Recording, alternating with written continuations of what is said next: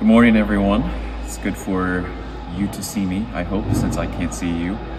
Today is day 4, and we are John 18, 1 through 14. So please join me as I read. When Jesus had spoken these words, he went forth with his disciples over the ravine of the Kidron, where there was a garden in which he entered with his disciples.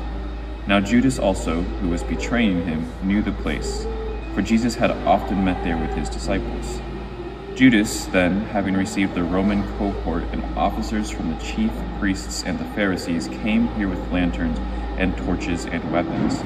So Jesus, knowing all the things that were coming upon him, went forth and said to them, "Whom do you seek?" They answered him, "Jesus the Nazarene." And he said to them, "I am he." And Judas also, who was betraying him, was standing with them. So when he said to them, "I am he," they drew back and fell to the ground. Therefore he asked them, "Who do you seek?" And they said, "Jesus the Nazarene." Jesus answered, "I told you that I am he. So if you seek me, let these go their way. To fulfill the word which he spoke, of those whom you have given me, I lost none." Simon Peter then, having a sword, drew it and struck the high priest's slave and cut off his right ear. And the slave's name was Malchus. So Jesus said to Peter, "Put the sword into the sheath. The cup which the Father has given me, shall I not drink it?"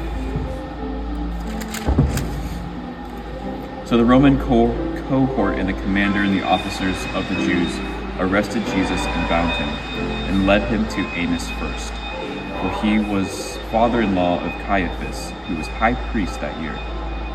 Now Caiaphas was the one who had advised the Jews that it was expedient for one man to die on behalf of the people. So earlier on in John, or also in Matthew, Mark, and Luke, during that time that Jesus was praying in the garden, Jesus says, "God, take this cup from me, but not my will be done, but yours."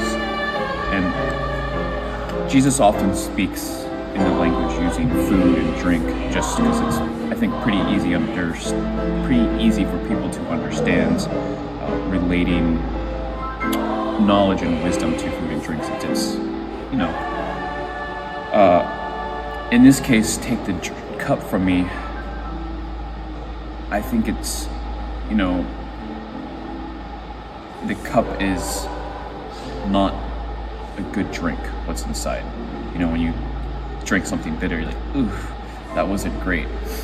Jesus, knowing what was to come, what was in this cup that God gave him, was not great. He's like, Lord, I don't really want to drink this. I don't really want to take what you have given me. But since you gave it to me, it must have purpose. It must be good in the end. So he took it and he drank it anyway.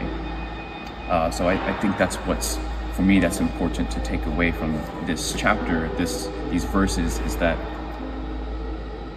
not everything we go through in life in serving Jesus and serving Christ is going to seem like a good thing to us, but because God gave it to us, because Christ gave it to us, and we are with Christ, it's good for him and it's good in the long run.